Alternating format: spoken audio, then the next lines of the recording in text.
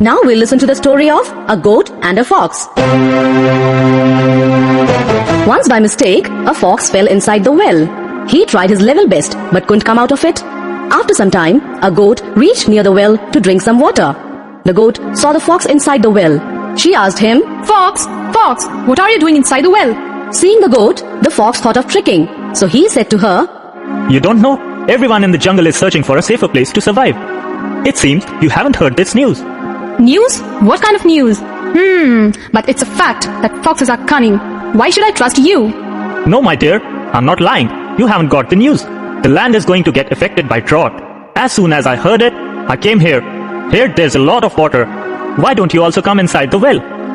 Trusting the fox, the foolish goat jumped into the well. And soon the cunning fox jumped out of the well with the help of goat's back. The goat was trapped inside the well. That's why it's better to think before we leap.